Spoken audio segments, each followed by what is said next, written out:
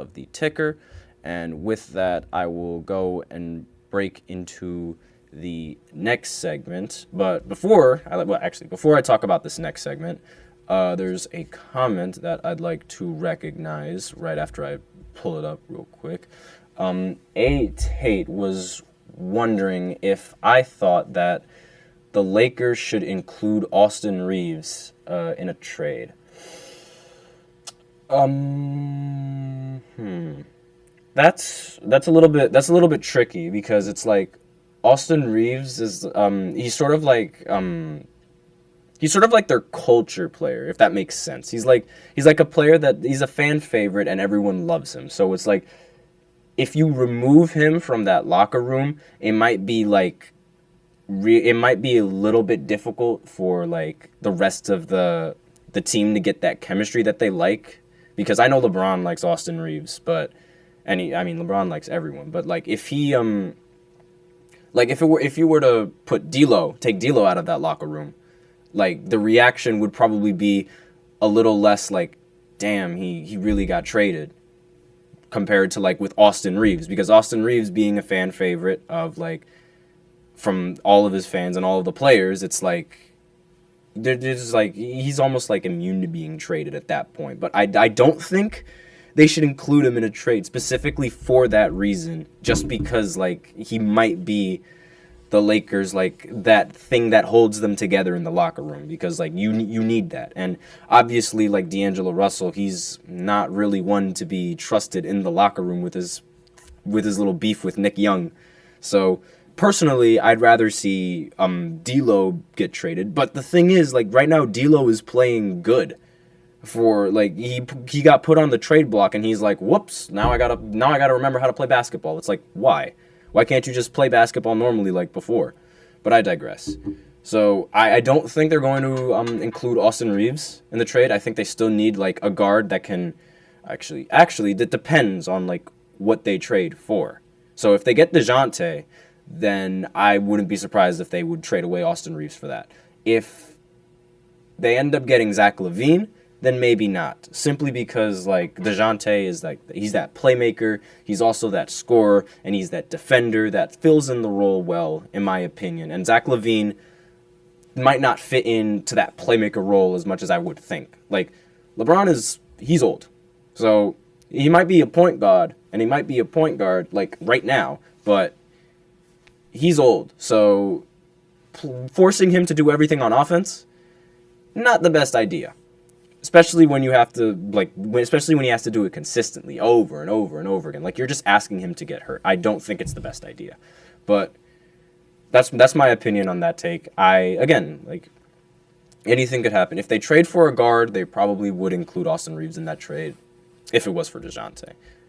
And maybe a couple of picks, but we'd have to see later on. But on the same day that LeBron is set to play Steph, Embiid is set to play Jokic, and they were expected to match up in Denver for a very and this is obviously like a very anticipated matchup, because the last time they matched up, Joel Embiid got the better out of them at home, but now Joel Embiid is on the away side. This is the problem with Embiid, however. He, for some reason, the last 3 years, he has refused to play in Denver. Absolutely refused. It's been since November of 2019 that Embiid has played a game in Denver. Like the injury update happened 15 minutes before the game even started. So I personally don't even think he was injured. Like he just decided to sit out, which absolutely confuses me, because why do you sit out in such an anticipated matchup in an away game? Like you just beat him at home. Now why don't you want to try and beat him in his own home court? Because the stipulation around him is like he can beat Jokic, but he only beats him at home. So it's like we don't see Jokic when he's away. So like obviously like the numbers for Jokic are going to look a lot nicer, because like he's always the home team. It's like he refuses to play in the Nuggets at home, and I don't understand why. Like, many other people don't understand this either and are quick to calling Embiid a coward, calling him soft. In my opinion, he kind of is for this very weak move. Like, I might just be upset because like I was really looking forward to that matchup, but like he just chose not to play, and I just don't like that in and when it happens to any player. Like, when they just choose not to play and they can play, I don't like it. It leaves a sour taste in my mouth. It can't be that like, you'll play him every time whenever you're like the home team, but whenever he's the home team, then he just decides not to play. Like, if he ever matches up against him in the finals, is he going to do that same thing? Is he going to just not play game 3? And is he just going to not play game 1 and 2 because they're in Denver, and then he's going to come back in game 3 and 4 and try to make a comeback? Like, seriously? Is that what he's trying to do? Like, no, you got to be good in both home and away. Like, doesn't make any sense to me. But that's just me. Like, he has gotten the better of him in several matchups, but again, they only come at home. So it's like you can't really like give him that much. Like, you can give him credit for it, obviously, because of how well he's out-dueling him and such, but home court really gives you an advantage. It could completely shift several games. Like, home court is a serious advantage, and Embiid knows this because he doesn't want to play in Denver's home. Like, it's insane to me how he doesn't even want to play. I don't get it.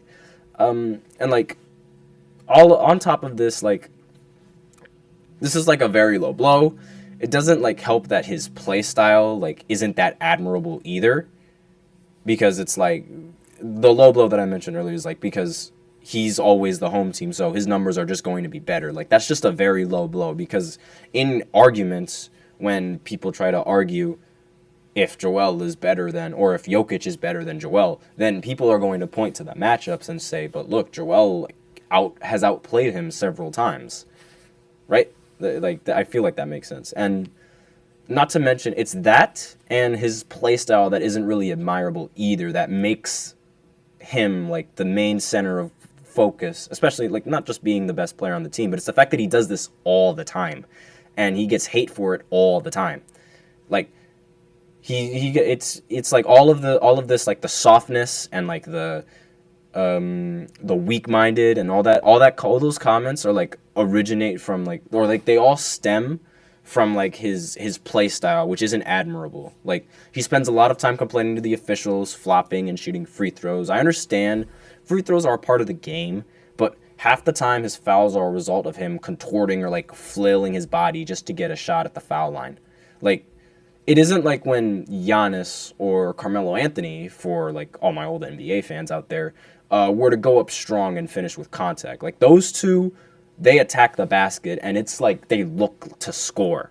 Embiid looks to get fouled. And for someone who's like as big and as strong as he is, it begs the question more. Why are you playing like a little boy instead of playing like a grown man that people expect you to play like? Like, all of that, along with his like troll-like persona and lack of playoff success, plays into a lot of the hate for Joel Embiid. I didn't even mention how this missed game affects Embiid's chances of being eligible for his MVP. Right now, he's the front runner of the award, but he also has missed the most games out of everyone who is in the front running of this award. Meaning that if he misses, so he's missed 11 games this season, and more than anyone out of the top 5, meaning that if he misses 6 more games, then he won't be eligible to win MVP. Obviously, if you are Embiid, that's really bad news, because if you miss the award just because you don't want to play, like, if he gets injured later on in the season, he doesn't have many games to like cushion that for him from losing the award, and then Jokic might just pass him in that span. Like, MVPs are like, I hate to say it, but they seem to be like the only guaranteed thing that Joel Embiid has a chance of getting. Like, at this rate, at least. I mean, we'll see how the playoffs start, but given this incredibly weak move, I don't see it happening. I just don't. Given this ridiculous weak move, I just don't see it happening. Then again, like, I could be wrong, and it might be Tyrese Maxey that ends up showing up, and Tobias Harris ends up showing up. Who knows? More on the game itself, however. The Nuggets ended up with winning 111 to 105. Now, as the Sixers, I should also mention that along with Joel Embiid, they were missing Tyrese, they were missing Tobias, and they were missing Mo Bamba. So the fact that the bench was able to keep this game close and competitive long and throughout is actually very impressive to me. The bench really stepped up when their best players were out. Like, Paul Reed ended the game with the most random 30-point performance ever. He had like 30 and 13 with no free throws. It was straight mid-ranges and straight buckets. Like, he was on fire. He and Beverly, like, they were absolutely working the pick and roll. A lot of people find it really hard to believe that Patrick Beverly averaged 37, 8, and 6 and 6 in high school, which are true stats, by the way. But he definitely showed that on this side. He definitely showed that side in this game where he was scoring the ball relatively and playmaking. He ended the game with 17 points and 11 assists. The way he was playing tonight was absolutely fantastic. He was a great mentor. He was a great veteran to some of the younger guys, and they were able to rally enough to make runs and make the game competitive. It shows how good like you have to be to like make in the league, and it also shows that these role players, they might not look like they do much on the court, but in reality, they 100% can. Like, oh no. What happened to my connection?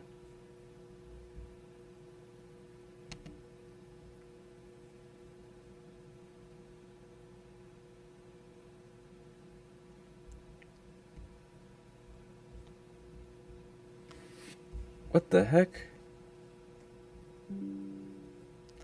Okay, there we go. I apologize for that. I have no idea what happened there. My stream suddenly stopped for no reason. That was scary, but my apologies for that. But as I was saying, we should really put more respect on these players because, like, they might be good at only one thing. Like, you might see them on the court and they might only be good at one thing, but they simply aren't. They aren't just good at one thing. Like, they can do multiple things, but it's just they focus on that specific thing.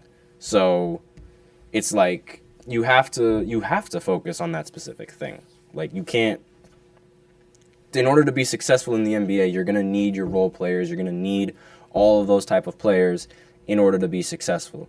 And if you don't have players that focus on certain skills that you need, like three-point shooting, defense, rebounds, all those type of things, then you're just not going to have a winning team because you need players who are elite on all of those ends and like in specific positions as well. And the bench played great and when the rest of the team wasn't there. So if they could keep the same mentality of like everyone else can participate and do things like on the team to help, then I feel like that would definitely give them much more of a fighting chance to make a deep run in the playoffs. Because with Joel Embiid constantly ISOing and hoping for a foul, I don't think that's not a very effective play style to work with. Like, it might be good in the regular season, but come playoff times, then it's not going to fly as much. Like, Kobe said it before, like running ISO heavy lineups, not so good for winning a championship. You need to get your whole team involved. And the rest of the team could have had this type of production, then they'll be good come playoff time. I was very surprised with how they played without Embiid, especially with Paul Reed. Like, that game was absolutely insane. Jokic ended with 26, 16, and 7. Jamal ended with 23 and 7. Michael Porter also showed up on the scoring sheet, but shot inefficient, getting 20 points on 19 shots.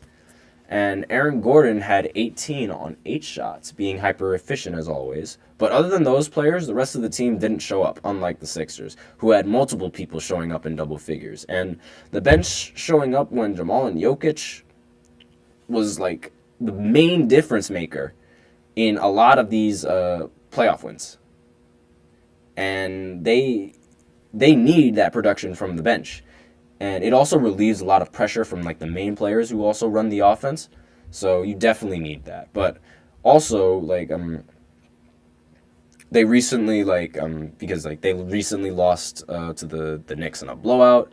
They might have the most wins in the West right now, but they do face off against the Bucks later tonight.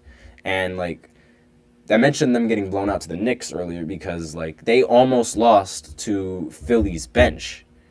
So now we have to see how they can handle against the Bucks and their starting lineup to see if they can still like they're still like a top competing team and they're still locked in. It's like they need that. They need a big performance, and the Bucks also kind of need a big performance if they want to move up in the power rankings. More on that later. But like Denver might not have to worry that much now, but I feel like the blowout loss to the Knicks and like almost losing to the Sixers, it's like a sign like something's up. Like something's up with the team. Like it might just be that they're having an off night, but like what's going on? But aside from that, we have to take another break real quick. I'm going to make sure that everything in the stream is like all right and fine. I have no idea what that connection issue was. Again, I apologize, but there's nothing I can really do here. But regardless, the next segment, the third segment, that we have is going to be a recap of all of the games that happened over the weekend, or like the most important games that happened over the weekend. So go ahead and stay tuned for that. I will be right back.